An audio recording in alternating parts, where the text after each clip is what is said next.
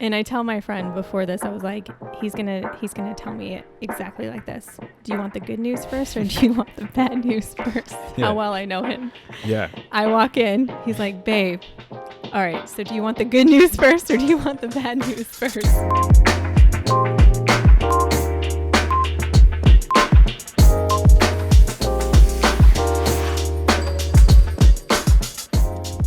Yeah. Test. Test. Yeah. Cool. Cool. All right. Get your notes. You ready? Yeah, I don't know why I'm nervous.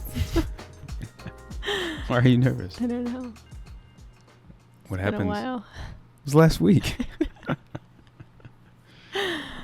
You good? Yeah. All right. Play. You good? Play doesn't care. All right. Hey, what's going on, everybody? Welcome back to another episode of Who Can Relate? Home Series. Home Series on the couch. This is the finale of 2020. Of 2020. And Who Can Relate 2020? I have my better half, a.k.a. Go ahead. AKA, Oh, I thought I you was were gonna waiting go. for the compliments. a.k.a. Vitel. Let me give you all the nicknames. I'll give you the rundown. A.k.a. Vitel, maiden name. A.k.a. Real Estate Shay. That's when she's in work mode. A.k.a. Detective Vitel. No, Detail Vitel. And Detective Vitel. Detail Vitel. Why and Detective Vitel. Because I couldn't get away with anything. I mean. Detective Vitel. Detail Vitel. See, that's the gaslighting in him. Oh, here we go. Detail Vitel. Because she's a Libra. And what else did I got? Shay the barber. Back in the day. As a matter of fact, I might be bringing her back. You're gonna have to bring her back. I gotta cut my hair for work. What else? Anything else? I don't know. You create a new nickname all the time. Like, yeah. You thrive in giving people nicknames. I love giving nicknames. But sometimes they're a little condescending. Depends if I like the person. Yeah. I like you, so it's okay. You'll be safe in life. Anyways. So Detective Vital, it's a positive thing. It's it is what it is thing. You were just mad because you were getting caught up in your lies. Yeah. Actually, I think my mom might have given you that name. Really? Yeah. No, she gave me Detail Vital. Oh, okay. I think. I'm all about the details. Till this day, if she needs something on the internet, she's like, let me call. Yeah. Detail Vital. Yeah. Okay, so today we are going to be going over our year in review. Again, a crazy year, obviously.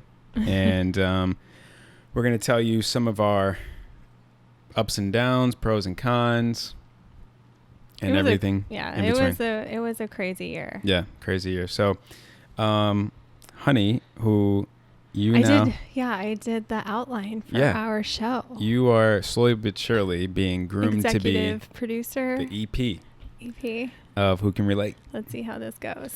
It's going to go great because I'm going to make it go great because it's less work for me. So what's the first order of business? I mean, I think just bringing it back to the top of entering 2020 and where our mind was when we entered it. And I think for us, we were on such a high from our wedding. It was going to be our first year as a married couple. Mm-hmm. We were also planning the honeymoon. Yeah. And I think just being on that high, and then I think the first thing that happened was Kobe's death. Yeah, right. Dang. And if it was backwards where COVID hit first, I think Kobe would still be here. Right. Probably. Yeah, he definitely would be. There wouldn't be any basketball games. Mm-hmm. Yeah. Dang. So that was the end of January 26th. So coming into the new year, I mean, I still remember celebrating the new year with our close friends at our friend's house and thinking that you're entering not just a new year but 2020, a whole new decade. And a lot of people just really had all these plans and goals. And us as a newlywed couple, we just definitely we're not expecting to come into this kind of year. Yeah. Or have it be what it was. Yeah. And also, we were really looking forward to tackling some financial goals. Mm-hmm. You know, we're trying to buy a house, so that this was going to be the year of like kickstarting all of that. And we're going to take our honeymoon, and we were planning, I think, April or May. So the first quarter was good. We were on track for a lot of good things. We had started therapy. Yeah, in February, right. So everything was going accordingly to plan, and then COVID hits. Yep, COVID hit, and so COVID hit, right? Mm-hmm. But we had a moment. I can't remember like a day or exact, time, but I remember we had a moment where it was kind of like, all right, this is what it is.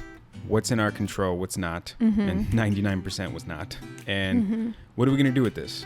So I was like, look, let's throw ourselves in therapy. I usually travel a lot, so now I was going to be home, so we could obviously do, therapy. Well, we had already started therapy, but we went full force with it. No, but I'm saying like once COVID hit, we were like, let's go all in. Yeah. Right. So we were online with it. And I was doing therapy because I would see my therapist, personally, and then you and I would do it. I was in therapy like 3-4 days a week for like a couple months there, which was awesome. And so we decided to do that. Work for you was booming. Well, yeah, I mean, initially when COVID hit and the first, after the first week of adjustment where we're like, what the heck is happening? Yeah. Like, what is this?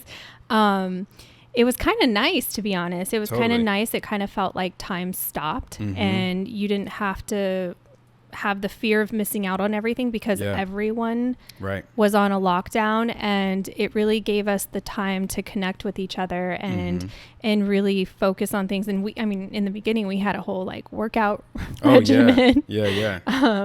We would meet each other in the living room, and at certain times we'd do like a ab workout or yoga a push-up challenge.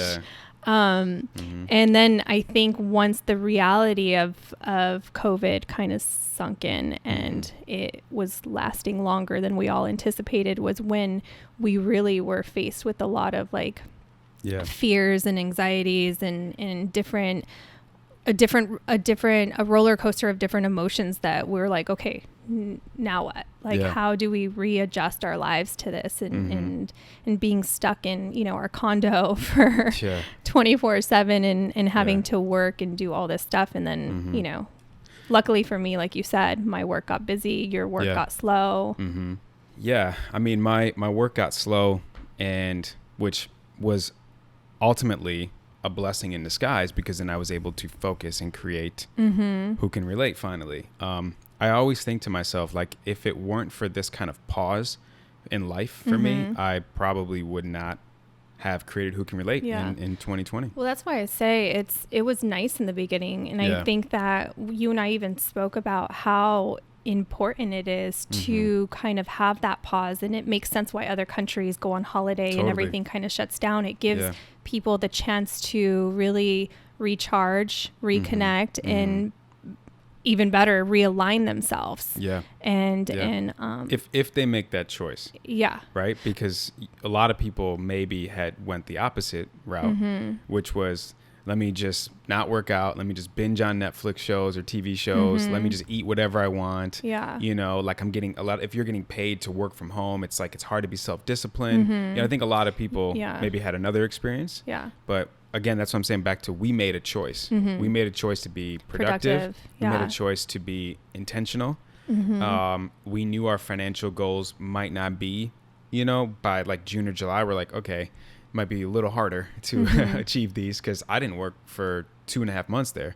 So yeah, but the break was nice. I think the biggest reason why for me it was nice was because I finally felt like I didn't have to compete anymore with like the Joneses, for lack of a better term. Like, you go on social media and you fall into that rabbit hole of like, this person's doing better than me, or this person's traveling more than me, or this person has more of whatever, right?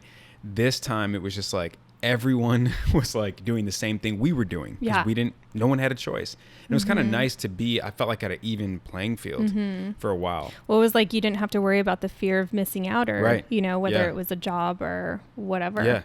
And however, as nice as it was to be home, again, I travel once a week normally.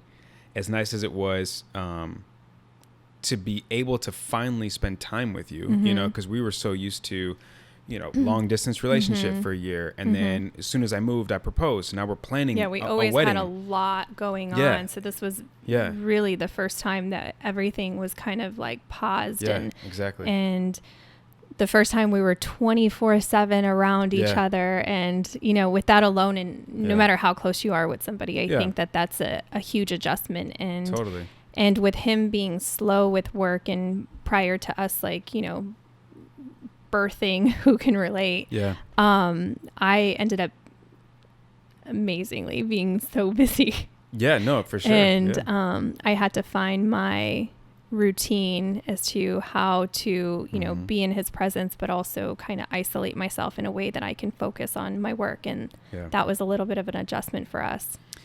Yeah, it was, oh, go ahead. I was going to say, and brought out some, you know, childhood traumas. Yeah, let's talk about that. Because I want people to know, like, although, and this is in the most sensitive way possible, because a lot of people had some serious heartache and struggles in 2020. Like, let's be sensitive to that. For us, though, it was one of the best years, you know, for me of my life. And it was probably the best year of our young time together. Right. So, however, we did have our ups and downs. And, again, as you said, that when you're forced to quarantine with someone in a condo, right? We don't have this huge house that we can separate and have private time and stuff like that. It poses some challenges. And one of the challenges, speaking of childhood, no matter how close you are with somebody, like, one of the challenges, speaking of childhood, as you alluded to, was because I wasn't working, because I was at the very early stages of Who Can Relate, I had a lot of time on my hands. And I'm not used to that. Again, work is crazy. And if I'm not working, you know, we're busy. And if we're not busy, I'm in Chicago for Adriana. There's a lot going on in my life at all times. Not this time. And so, correct me if I'm wrong, guys, if you can relate to this. When you have a lot of time on your hands, you tend to think a lot. And I was thinking a lot. And I was thinking a lot about you and me and us in this house. And the main thing was, I was like, you know, you were so busy with work and I wasn't. And it wasn't a jealousy thing. I was just like, hey, what are we gonna do today? Like vacation mode. You know, I'm like, let's watch this movie we've been talking about, or this TV show we've been wanting to start, or, you know, let's just be together all the time, you know? And you're like, I can't, I have to work still, you know? And I had a very hard time adjusting to real estate Shay, you know, like and I think that's when that name was. Yeah. And I think the other important thing to bring up is, you know, for a lot of people who don't really know this part of our relationship, I was conditioned to a certain type of work mode for you. When we were long distance, whenever I would come in or you'd come to Chicago, you made yourself available. Yeah. A lot for me. So I was accustomed to that. And so by you making yourself so available, I was used to a different you. And now, you know, you were really busy, and now I'm home to see you really busy. And most of the time I'm not, because either you're at your office or I'm out of town. And it posed a lot of challenges. And the biggest challenge that, you know, we unpacked from our marital therapist from my childhood was I started to have flashbacks of my childhood being alone as much as I was. You know, my mom was a single mom. She worked a lot, and she would have babysitters, but that babysitter had the easiest job in the world because I was so self-efficient by the age of like 8. So they basically, you know, sat downstairs and every now and then be like, you know, are you okay? And that's it. Anyways, the point is I was alone a lot, and I had these flashbacks, and I didn't realize what they were from.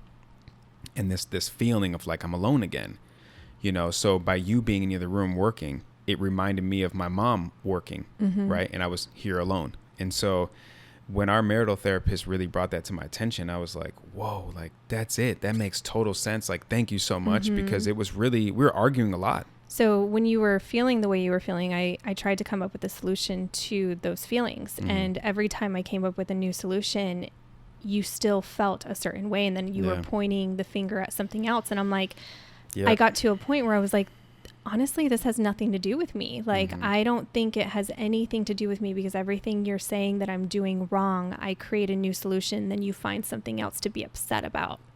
Yeah. So it was a moment for me when you came in from that therapy session, and with that revelation of I figured it out. Like, well, you actually fast forward quite a bit there. Sorry. Yeah, no. And I think it's important, because I don't want people to think like one day I woke up and everything was fine, because it wasn't. No. You know, we were dealing with this for like 2 months. And actually even longer than that, because I remember when you first moved in, it was, you saw a different, you know, work mode. Yeah.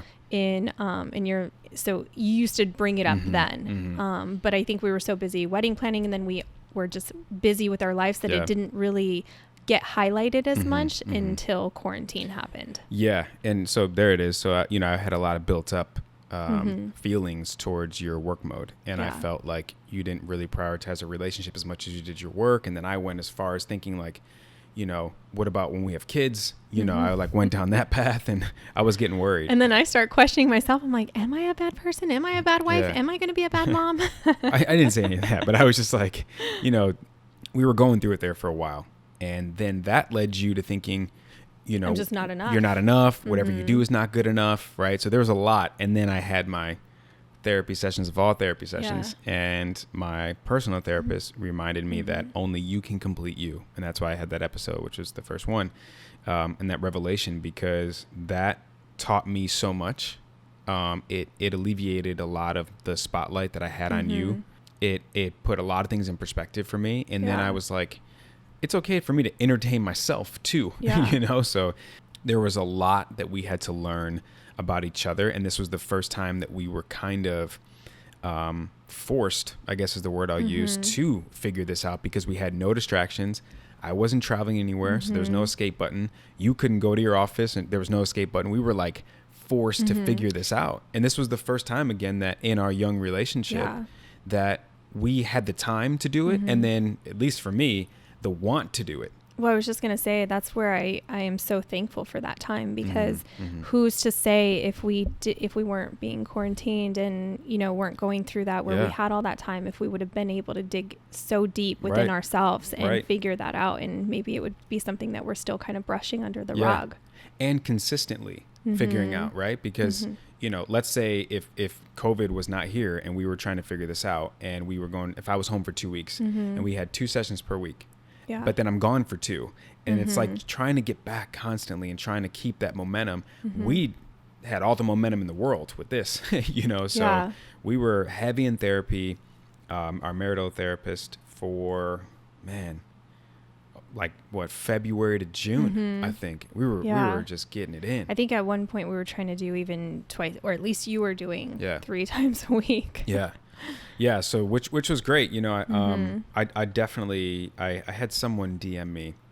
I showed you or told you about the girl, and she was asking me to recommend some books for her boyfriend or husband, because he's trying to get his stuff together, you know, and it's really hard for me to just pick one book and say, here you go, this is it. Because, you know, it took a lot of books and a lot of podcasts and a lot of seminars. But more importantly, I think it was therapy. And I figured out, the next morning I slept on it and I woke up to just like, what am I, it's therapy. That is, start there, you know. And she said, he's in it. And I'm like, great, you know, just give it some time. So anyways, I always recommend therapy for anyone who is really trying to evolve and really break old patterns and heal old triggers and wounds and really try to become the best version of themselves. Because it's just, for me, therapy has always been that hard look in the mirror, and, you know, the right therapist will hold you accountable, you know?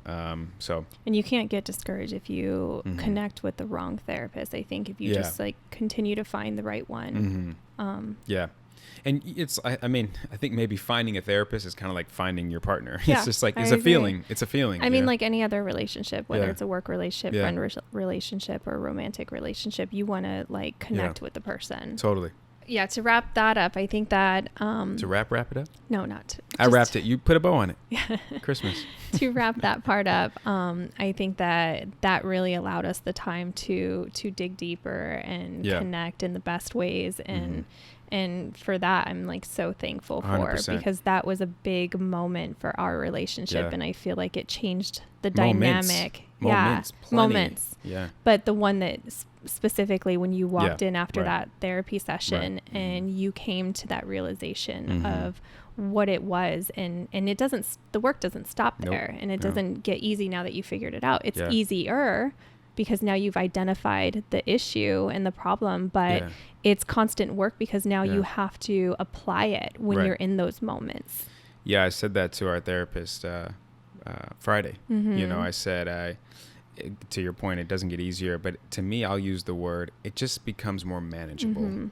And in hindsight, when you're thinking about it and you're like, oh, now that I figured it out, when I'm in the moment, like that's easy, I know. But when you're in the moment, it's actually harder because you really have to pull yourself from the person that you've like your whole life have been and apply this new version of you. Oh man. And it's hard when you're heated and you're upset about something. But I do just want to say, babe, that you've done a really good job. Oh, thanks. And I'm very proud of you. Thank you. Thank you. Yeah, I mean, and that's what I was saying, I think on our last Home Series episode, you know, when you said, what would you tell a guy, you know, who's kind of going through what you went through earlier? And I would say he has to want to put the work in. Like I'm obsessed with the work. You know, this is like the first time I've ever been like a workaholic. Yeah. and as they say, the best investment you can make and the best, you know, amount of time you can spend on getting better is within yourself. So I'm obsessed with being the best version of myself because I know ultimately it'll benefit you, Adriana, our future kids, so on, all my relationships. And now it's benefiting everyone on the Who Can Relate platform. It's crazy. Yeah. So he gets messages every day. It's just it's incredible. Wild. It's still so surreal for me. It's hard to believe, really. Yeah. You know, it's I was saying this on Enjoy the Podcast last night with the guys, how we kind of have that imposter syndrome feeling of like, who am I to give advice? Still, I still have that thought when I get these messages. And then I was sharing with them, you know, when you have an experience and you just are able to be open and talk about it, you'd be so surprised how many people can relate to the same experience because we're all going through it, you know. So this will never get old. All the messages and stuff, like it'll never get old. I'll always be so appreciative. I'll always respond back to every single one. Most of them are voice notes. You might have a team at some point. I'm not. Yeah. I know people who do. I will say, look, team, you guys. I'm the team right now, and sometimes the most I do is I just read the novels he gets. And then he'll, you know, do a voice note back. Yeah. And you read the novels. And when you say novels, I call them thumb scrolls. Yeah. You know, and honestly, it's a trigger for me. Like I've had relationships where, you know, the girlfriend at the time would send me these novels via text, and I'm like, oh, it makes me uncomfortable. I'm like, I can't even do it. So to this day, you guys, if you guys really want to get his attention, send him a voice note. Send me a voice note. I love voice notes. He wants to hear the voice. He wants to hear the tone. It's personal. I agree. It's more personable. I do agree. And, you know, in the beginning of our relationship, I really love that about you. You send me these voice notes. I think there's something nice about hearing the person's voice, and you can really, if you can't see me, you can at least feel, you know, how I feel via the words and not just the, you know, text message. So I get that. Anyways, but this is the perfect segue for the creation of Who Can Relate. Yeah. It was in the beginning, I feel, of this year, or the beginning of quarantine, rather. It was a thought that just kind of, I still remember till this day when we sat in our second bedroom and we just really outlined who you wanted your audience to be and why you wanted to start it. And we thought of a elevator pitch, and he was reading all these podcast books of how to create a podcast. And do you want to talk about that? Yeah. I was just taking myself back to that moment. It's crazy to have it full circle. Yeah. I mean, you've been wanting to do a podcast or some kind of platform where you can. Yeah, for a couple years. For a while, yeah. so. And everybody would tell you, everybody that knows you, like, you should start a podcast because you were always so great at giving advice and being a listener. And voice notes. And voice notes. And I remember the elevator pitch very well, because it took me 2.5 months to come up with a 10-word elevator pitch. One of the books that I read, it's called Make Noise. If you guys think about starting a podcast or YouTube channel or whatever. And it really stresses that you need to be able to pitch your idea to anyone at any point in time in 10 words or less. So elevator pitch. And that was one of the hardest things, if not the hardest thing, of starting this entire show. How do you sum up something that's your purpose, as I feel it is, something that I am so passionate about, something that I know I could, help out a lot of people, and I can talk about anything and everything. How do you put that into 10 words? It was so hard for me. So, anyways, and that 10 words, in case people are wondering what it is discovering your higher self through vulnerability, adversity, and self-love. And I'm so proud. Discovering your higher self through adversity, vulnerability, and self-love. 10 words. Wow. I know. Oh, impressive. Trust me. I had a mentor at the time really trying to help me out with that, and stretch it, Papa. And I would send him these voice notes like, what do you think of this? And he's like, close but not there. And every time I'd be like, this is it. And he'd be like, not yet. You know what? You're right. Because I have a memory where we were driving to therapy. Yeah. And you were giving a voice note to that guy. So we were in this. Yeah. It was early. And then COVID really allowed you to. Yeah. Catapulted. And so when I finally got the elevator pitch, I remember just feeling like such a relief, because I really felt like the rest will take care of itself. And I was like over the hill kind of thing. And the other thing that was really important to make sure that I created was an avatar. So my audience. And that took me so long as well, because I felt like I could talk to not just guys, but women of all ages about whatever. The people who really know me know I can sit here and talk to this wall for 2 hours. I can sit here and I can go to the grocery store and talk to the clerk for an hour, So to narrow down my audience, that was another huge challenge. So anyways, full circle, this took a life of its own. I am forever, like I said, grateful and appreciative of every single message and repost.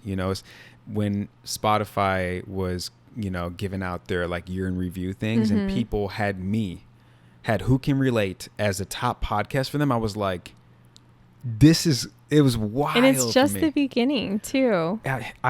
It's hard to believe. It's truly hard to believe. And I just was like, this is crazy. Creating this, I knew what it could become ultimately, but I was like, it's just when you actually see it and you feel it and you hear it, it just does something to you. So I'm super proud of this is my baby. This is our baby. And I'm so excited to see what happens with it with 2021. But this is just the beginning, babe. And I think that I've watched you grow so much from each episode that you do, and how you are so good at just structuring the episode and making people feel comfortable and opening up, and you really bring their story to life. Yeah. And that's beautiful. Thank you. It makes me think about the people that I interviewed early on, and then I got better as I know there's some episodes that you did that you didn't even drop because you're like, I wasn't even that good. And now that you've evolved so much into this, it's like, but when I put out Sophie's episode, for example, I think she was number 11, and she was the 4th episode I think I've ever filmed, and that was in July, and I put it out a couple weeks ago, and I saw that version of myself. I'm like, whoa, I'm way more comfortable, I'm more confident in my outlines and my structure, I'm able to tie things together easily. And I'm like, people, I hope they don't think I regressed by seeing like Sophie's episode after, like Sarah's or something. So just so your audience knows, when did you start recording? Yeah, my first episode was in June. My very first episode. And then the launch the launch was September 29th. And also I want to take this, I want to make sure I don't forget this, but a special shout out to every guest that came on the show. And like such beautiful people, souls, stories, incredible stories. I was so happy to do my part and try to provide a platform so other people can hear their stories, from like Nicole, losing her mom and breaking her back and then getting dumped by her boyfriend 3+ years in a matter of like 2 months, to Nita, who her stories still blows my mind, losing sibling after sibling and parent after, and it was just wild. And then all the way to, Sophie opening up, talking about her kids, and Sarah opening up and getting really, really deep and vulnerable with me, which is beautiful. And Letitia, the relationship hacks, you guys coming on, you and Adriana. I mean, I can go every single episode that's why I always say I have a special guest, because it's special to me. It's every single one is equally as special. So again, I'm looking forward to 2021. Yeah. Speaking of Adriana, that's a good segue into her coming out here for the summer. And a lot of fun, a lot of memories. She got to be a part of, some of the Who Can Relate, episodes. We got to watch you film. She was on one. She did a couple lives with you. Yeah, with us. I think it's important for her to just see that part of your journey, because I think it really, kind of brought you guys closer together in a lot of ways. For sure. Yeah. And I'm glad that she got to see me in action with Who Can Relate. For 2 reasons, mainly. One of them is, this is a lot of work. A lot of work, and modeling is not necessarily, so for my daughter to watch me at work, I don't want her to think that money comes easy.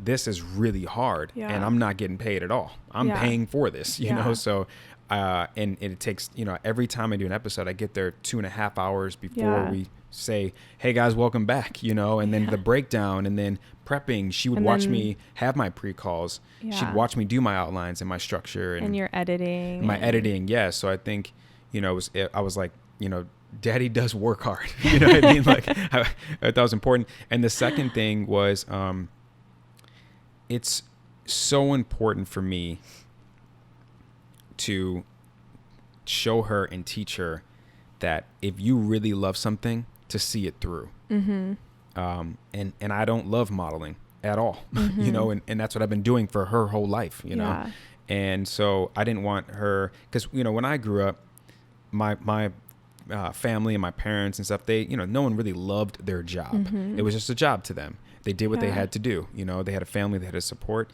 And so for me, I've always had this just crazy ambitious bone in my body to make sure that I'm doing what I love, and I love what I do, and I found it. And I'm so happy that she was able to be there to experience it, to see it, and then to feel it, I think too, to kind of bring the whole year full circle, I think Kobe's death for you was really a eye-opening reality, where you were like, oh my gosh, like what is going to be my legacy? Because this man left behind like such a powerful legacy.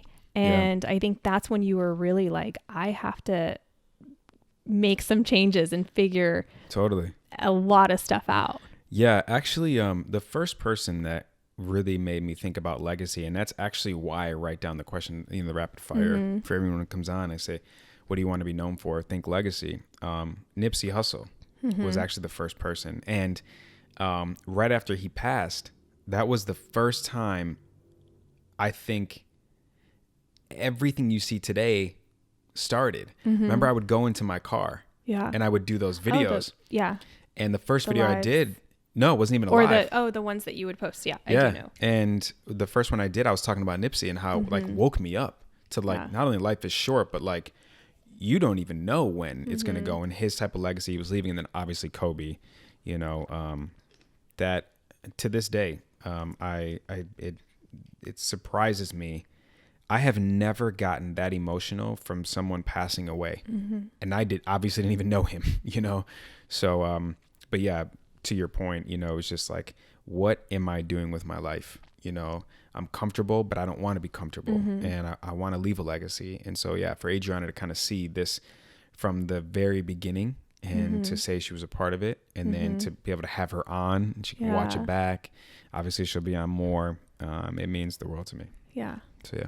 And one last thing about Who Can Relate, aside from all these beautiful messages that I receive, aside from the amazing episodes that are out there, one of, and it's high up there, the best memories for me for Who Can Relate so far was the launch party, the surprise launch party that you threw for me on your birthday. And let's talk about that a little bit. So I had plans Friday, Saturday, Sunday, and I remember that Monday it was the grand finale, so to speak, and I was gonna have a chef come to the house and cook for us, for you and for us. That was kind of like, you know, again, grand finale. I was like, okay, cool. Like Friday was great. Saturday was great. Sunday, here you go. I remember I was sitting on actually exactly where I am right now. I was watching the game, and Dre, the chef, he texted me, and he was supposed to be here at like 6:30. So now it's like 5:30, and he's like, hey, Justin, I am so sorry to do this to you. I got into a car accident. I'm not going to be able to make it today. And I was like, oh my God. I'm like, Dre, are you okay? Like, where are you at? Like, what happened? I'll come get you. Like, you know, I'm like worried about this guy, right? And he... I mean, do we give the context yet? Because I'm like, the whole time, weeks before he was probably planning my birthday, I had been working on a surprise launch party for him. Yeah. And when I realized that and I thought us doing something on the weekend before my birthday, I was like, okay, we'll be good. He won't do anything on my birthday. Yeah. Of course, with my luck, you are also planning something on my birthday, which interferes with my plans. So that's where the detective Vitale kicks in. Yeah. And I found out what he was doing. Yeah. Contacted the guy. How'd you find out? I actually tried to hire him before you did to cater the party. Oh, okay. But then when I realized, when I knew that I was going to be having it on my birthday, I was like, I can't do that because I'm not going to be able to have it at our house anymore, because how am I going to get him away from me on my birthday? Right. So I have to have it at a different location, and I didn't want to, it was going to be outside. So I was like, I'll just do little platters and stuff. Which is weird that he didn't think to, wait. Shay just like, let me hit her up, like whatever. Yeah. But I ended up just finding out because I'm like, I know that and I think I just ended up reaching out to Dre, and then he was like, oh yeah. Something I got to tell you. So And then I was like, all right, well, I need you to cancel and make up a story. He only made up that story because it was it was a true story for him, but it just had happened a month before. So he was able to really relive those emotions. And he was able to send me some photos. Yeah. Of what I thought was the actual accident. Yeah. So if we went from, so back to the day of Shay's birthday, we went from Dre and I were texting to he called me. And he's like, hey man, I'm so sorry again. You know, I'm like, dude, stop apologizing. Like, where are you right now? He's like, I'm sitting down on the lawn. It was right when I pulled out of my garage on the street. Yeah. And I'm like, dude, stay where you are. Text me your address and I'll come pick you up. I'll take you. Cause he's like, I think I have a concussion. I'm like, I'll take you to the hospital. Just text me your address. And extreme. I was stressed out for him. And so he's like, look, the cops are here. They called an ambulance. If the ambulance doesn't come in 5 or 10 minutes, I'll send you the address. You can come pick me up. I'm like, look, I'm going to call you in 10 minutes. So I call him. He doesn't answer. And I said, I'm assuming you're in the ambulance. I'm now texting him. You know, I'll check on you in like an hour.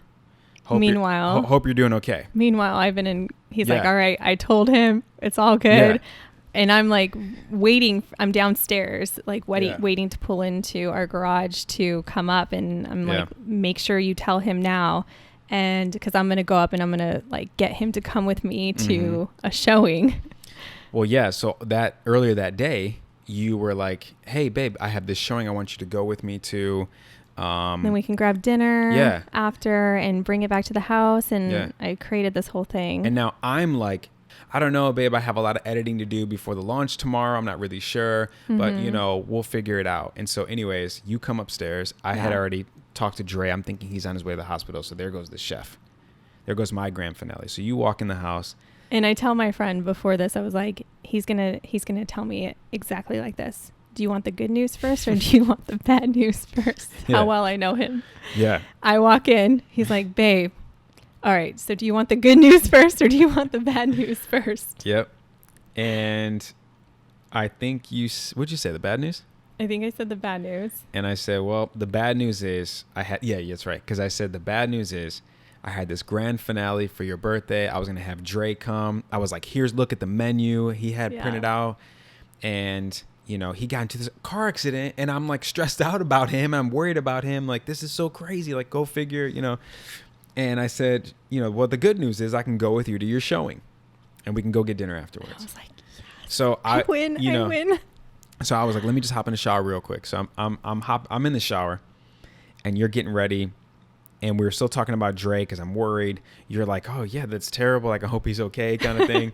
And I remember, like, you started to get dressed before I did. And you put on... something really nice. Yeah, you put on what you wore to the bridal shower. Mm-hmm. And I was like, what? Why are you wearing something? You're like, why are you so dressed up? And I was like, it's my birthday. I want to dress up. And because I was going to wear, like, this, basically.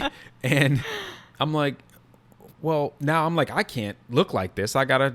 step my game up. I can't have you looking bad. And so I was super strategic because I was like, if I dress up, he will dress up. Yeah. But I can't tell him to dress up because then he'll be like, why would we dress up? Right. So you dressed up, I dressed up, we're leaving. And we're driving to what I think is the showing. Mm-hmm. And so we're walking up the stairs of the complex and we went this weird way. And we're walking. I'm on my phone posting this stuff on my story. Yeah, so I'm he's super distracted. I'm not even looking up. We're walking into our friend's house that they had just moved in. So we'd only been there once. And I took him through a different way so he wouldn't recognize anything. And it worked. And then we get to the door and I just opened the door and they had all the lights off. We walked in and everyone was like...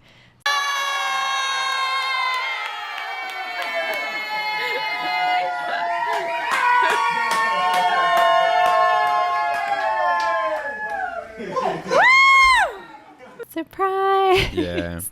Yeah. And it was, okay. So in that moment, what were you thinking when everyone said surprise? Were you like, did someone throw her a surprise birthday? Side note. So we're at Troy's house and his fiance, Shay. Troy was on the show, Positive Tragedy, episode 3. Check it out.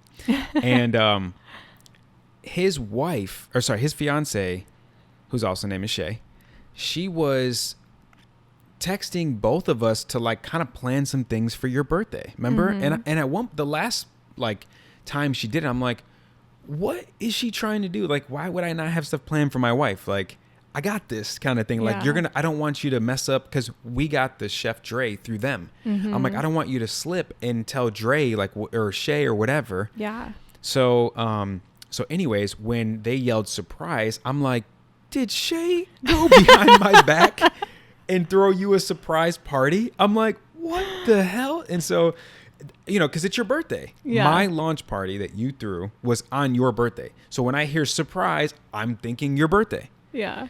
And the only reason why it hit me that this was for me, and I figured it was for who can relate, was because the first person I saw when the door opened was Dre, the chef. Now, I see Dre, right? And remember, I was like, bro, I'm like, dude, I was so worried about you, man. Like, I can't believe you did this. Like, I'm like joking with him, but I'm like, I legit was like stressed out for you because you said you had a concussion. I knew you had an accident before. Again, that's why he was able to send me the photos of his quote unquote accident. I know you have a bad back, neck. I'm like stressed out, bro, for you. And so when that's how I kind of put it all together. And then all of, my closest friends were there. And But I also, got a hold of your editor that was doing your About Me film. And so I had that there as well. I created a really nice cake that had his whole logo on it. Mm-hmm. And then we all watched his launch, which was the About Me episode. Yeah. I'm glad that all of your close friends are here to celebrate this moment because he's had you're going to make me cry.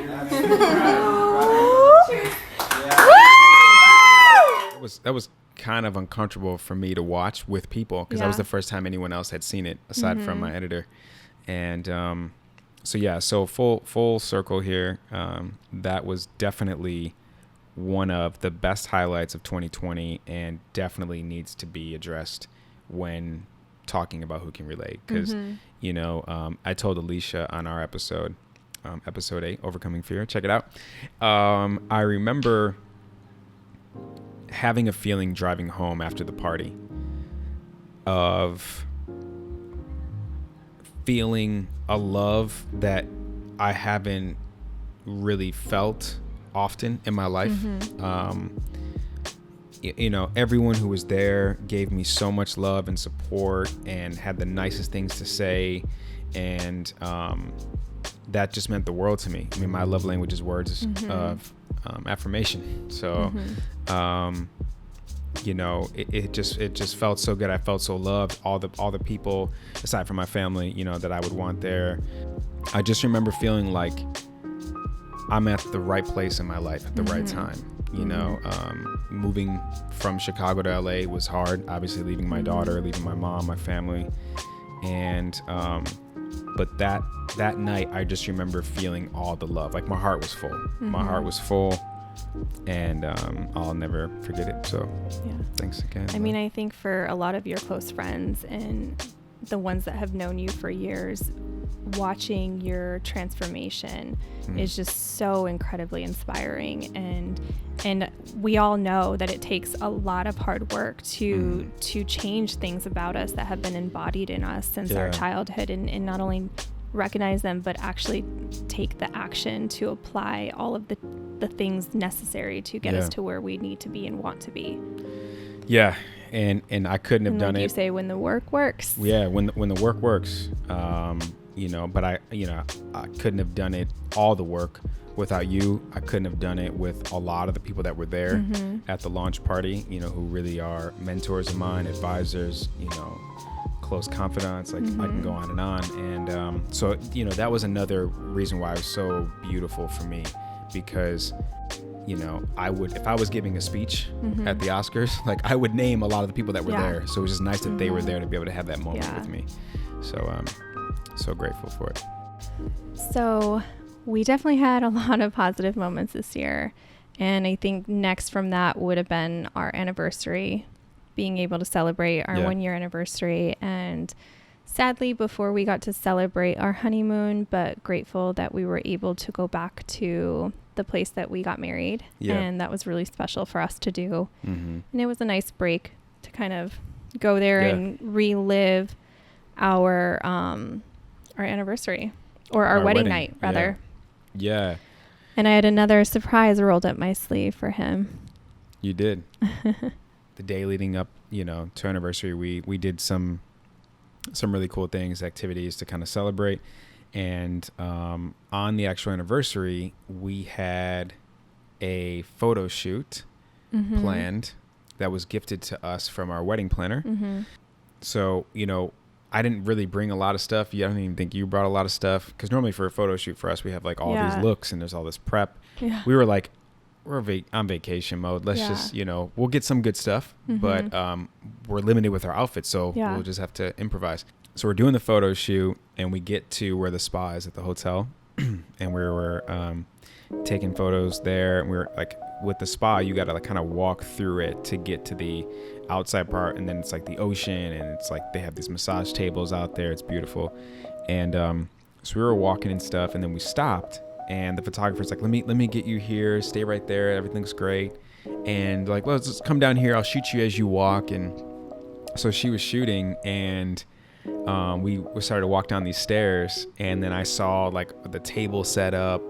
I saw the candles. There was rose petals. It was just a whole reenactment of our sweetheart table for our wedding.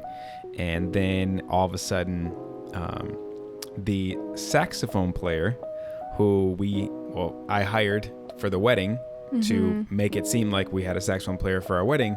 I hired him for the anniversary. Yeah, you hired him for the anniversary, and he started playing our wedding dance song. Yeah, and I just it was funny to me because I was so happy to see him, you know, and then it was funny for me because I'm like, I'm so happy that you can actually play for us, you know, because if no one knows, for our wedding day, again, I hired the saxophone player and then surprised Shay. And I actually played the sax for her while I walked down the aisle. When she walked down the aisle. So I paid this guy to play. He never even played because we didn't need him to play. So it was nice that he was there to be able to actually play for us. And it was so cool and just the perfect way to celebrate our anniversary. Yeah, so I had been planning that actually probably simultaneously with planning your launch party, and I was working with our wedding planner who I've grown really close to, and I brought in our florist, so she recreated the flowers. I had the hotel make the exact same dinner that we ate on our wedding night. They made a mini version of our cake. I brought our cake topper. And then also having, you know, the saxophone guy who was another major player in our wedding night. I just really wanted to recreate our night in the best ways that I knew how for our first anniversary. Yeah. This was like a year full of surprises. And the biggest surprise is we're pregnant. No, we're not. Just kidding. Not yet. I was like, wait, are you carrying? Yeah. Because I feel like people are going to be like, surprise, surprise. They're like leading up to something. Not yet. But, you know, to kind of like wrap up the episode and again, the year that was 2020, this was a year that I think was a crossroad for a lot of people. You know, you can either go right or you can go left. You can make the choice as we did to be productive, proactive, consistent, to not only work on ourselves to become the best version of ourselves, but to finally have that procrastination list and look at it and don't run from it, you know, to actually knock off all the things to do on your to-do list and to really just be okay with sitting within your thoughts, sitting with your, you know, life with no distractions. Because again, it was hard, you know, it was hard for us there for a second and we got through it. It just really, again, for me, 2020 was one of the best years of my life because I realized that if I really put my mind to something, I can do it. Yeah. Whether it was therapy and fixing old patterns and triggers, as I mentioned earlier for me, whether it's, you know, creating a show during a pandemic, which was very difficult to do. And obviously I was limited with a lot of resources and stuff. You know, it also really made me appreciate my friends and family, you know, because you're spending a lot of time with them during this time. You know, obviously for me, they were in Chicago, but, you know, just communicating with them still was there. And the times that we did get to see friends and just to build a better and stronger bond, you know, it was beautiful. So that's what you take from this year. Yeah. And if I were to use a word for 2020, I would use growth. I could use a lot of words, but growth is a word that keeps coming to mind because of my personal growth, our growth in our relationship, obviously now marriage, my growth with my relationship with my daughter, my growth with my relationship with my friends, and my growth with just my overall life, you know, and again, that's why I keep saying it. Just for me, it just comes down to I chose to do that. I chose to make that decision. Yeah, I think this year definitely, or not only gave us the time to self-reflect, but it gave us the chance to really reinvent ourselves in so many ways. And I think you and I definitely took advantage of that. And I feel like we laid down some good foundation, and I'm excited to enter the new year and see what we can build on that. Yeah, totally. What would your word be then? Reinvention. Yeah. I would easily be able to use that word too. Yeah. That's a good one. And I hope a lot of people, listening or watching, feel the same way, whether it's growth, reinvention, because this was a great year to do both. So, I agree. All right, EP. I think that's a wrap. That's what you got? We closed it out really well. Looking forward to the new year. Like I said, we laid down some solid foundation this year, and I think that I'm just really excited to see what next year brings, and what we can build on. So I think we ended the last episode with what would we like each other to work on and improve on. So maybe we kind of keep that going, and but maybe this time we focus and put more intention for the next year, for 2021. For us, maybe it doesn't need to be individually, but maybe for us, what we would like to achieve, get better at, grow in. So I think what you and I could work on is just continuing to do the work, open ourselves up to the level of communication, of being open and honest with each other, of how we're feeling and what our truths are, and just really just digging deeper and in understanding each other and showing empathy. Yeah. Which is definitely something I would need to work on ASAP. I think for me, I agree with all that you said. That's going to take time, to really get all that together in the way that we know we want it to and that it can. So I'll use some, things that are more controllable and attainable to knock out in 1 year. The first thing is to do everything possible to get our house. Oh, I mean, yes. All hands on deck. I agree. I'm going to be cheap as hell this year. This is the last time buying anyone gifts for, Christmas. And, I'm like, enough is enough. Like I'm tired of renting. I'm tired of being in a condo. I want a yard. I want bedrooms. And the other thing that is definitely a huge thing for me, I'm sure it is for you, is I want us to get pregnant. This year. 2021. Okay, yeah. Bombshell. How is that a bombshell? I don't know. I wasn't expecting it. Yeah. I really... You got to get your soldiers right, babe. They're ready to go. You just, no. I had a creative meeting with my team. They're ready to go.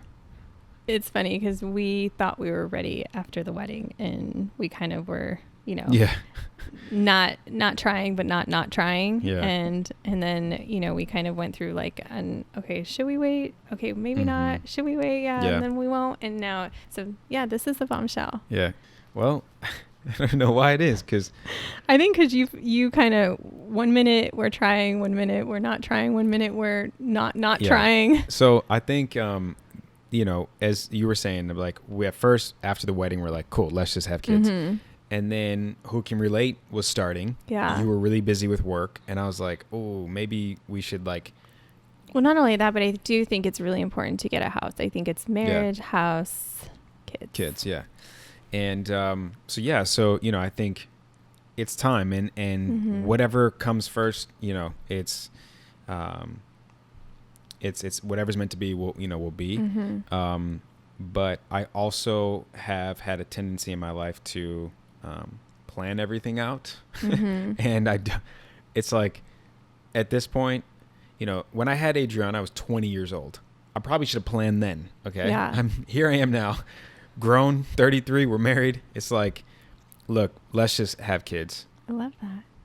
I'm kind of speechless, but y'all are going to know how strong his soldiers are in about a few months. Listen, I told you, listen, there's practice, right? And then there's the real game. You're real confident. I'm telling you, there's practice and there's the real game.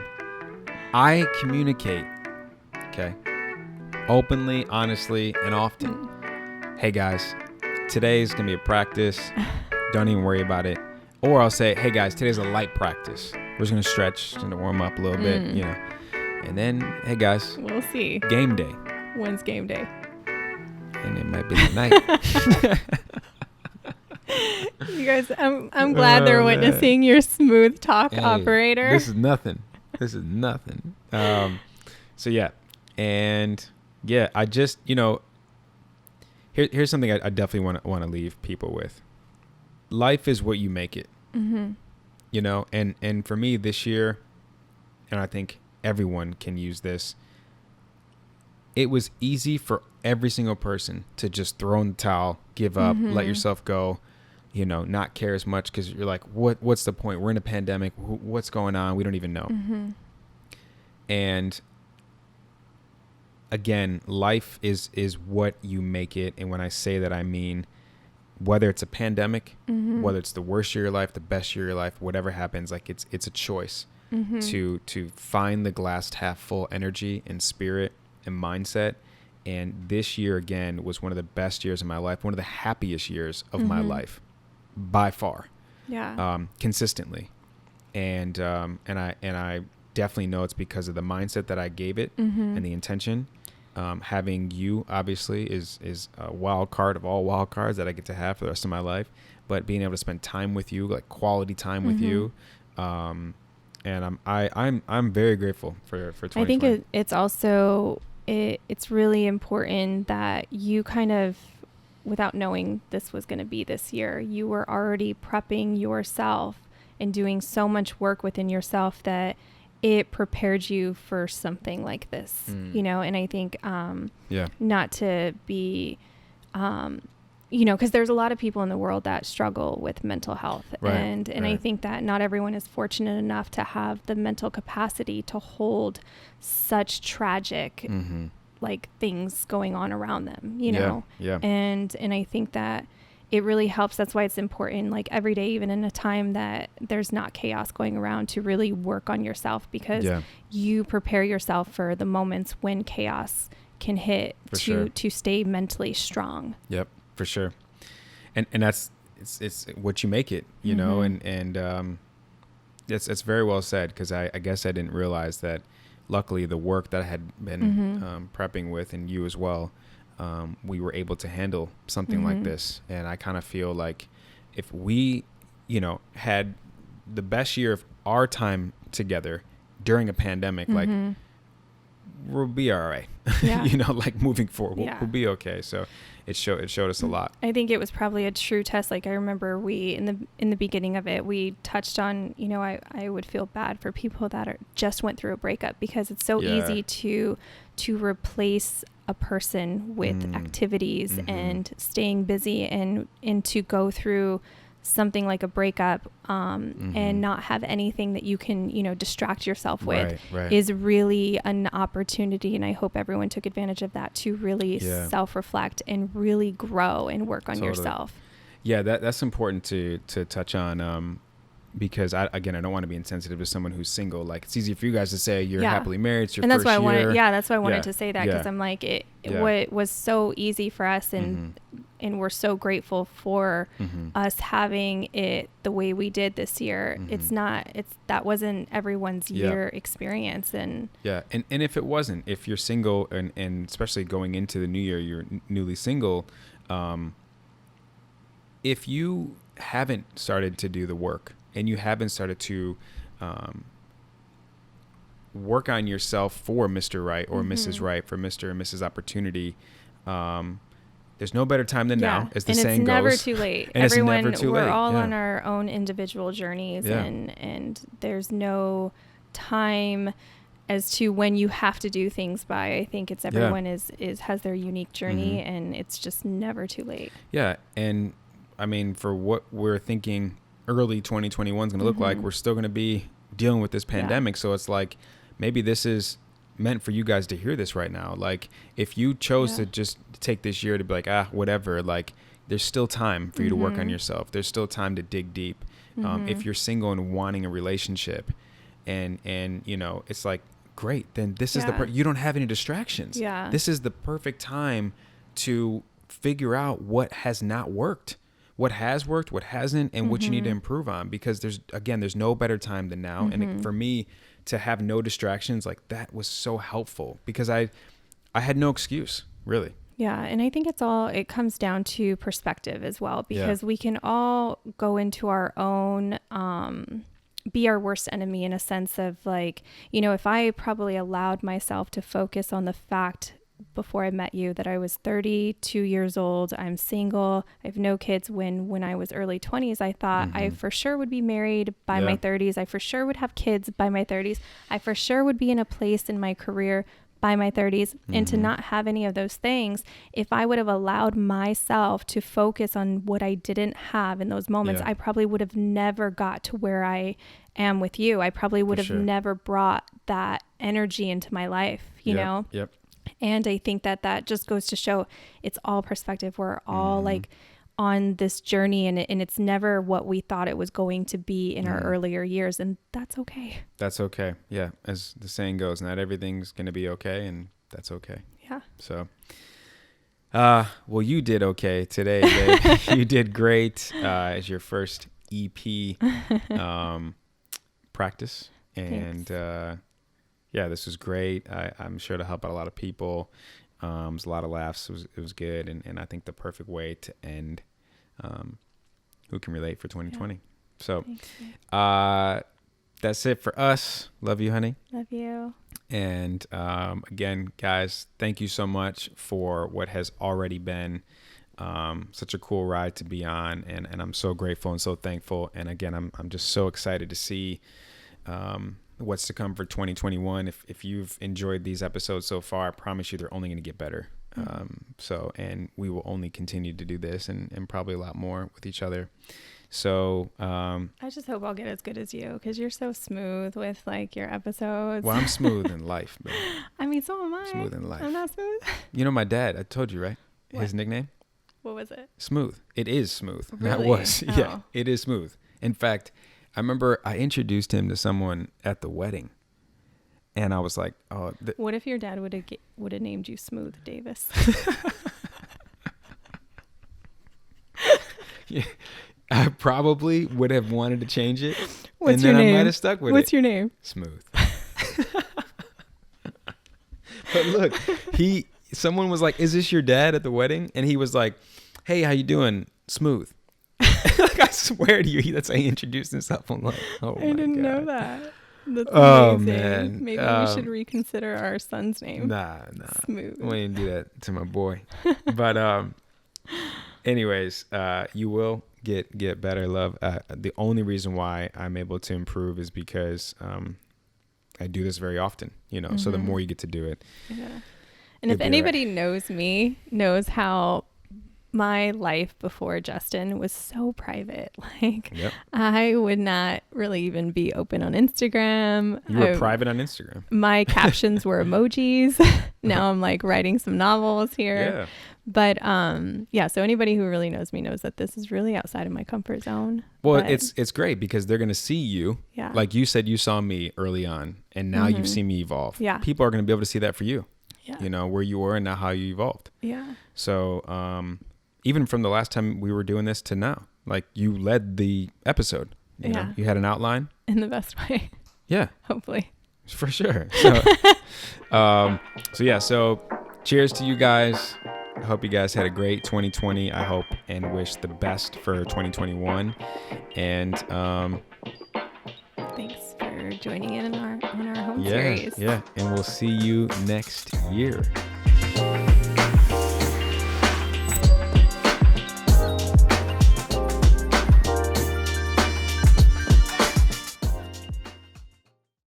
Of like, oh my gosh, like every time I would hit the 18th mark of a month, okay, Chicago, how's this gonna work?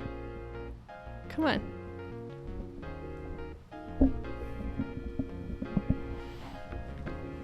Player's trying to get his time to shine, my boy. It was good. But yeah, I think that was October 18th. And then shortly after, we surprised his family for his daughter's birthday. So that was nice. But this is the first year that we... Player, what are you doing, my man? Okay. Okay, my boy. Okay. Say hi to the people. Say hi. Can you lay down? Can you lay down? Probably be just kind of continuing what we've been doing and opening ourselves up to, you know, being open with what. Blah, blah. Oh my gosh.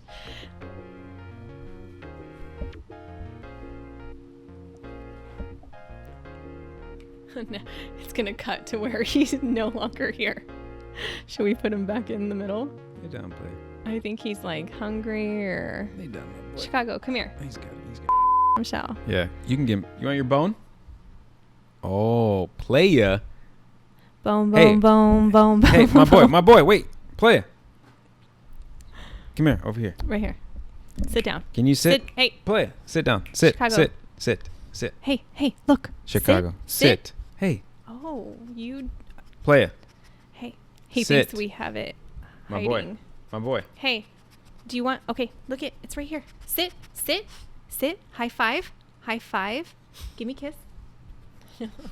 Sit. Playa. Sit. You want your bone? Bone. Go get your bone, Playa. Bone. Go get it. Bone. Go get it. Go get your bone. Go get your bone. Where is it? Go get it. Go get your bone. Go see. Go see, Playa.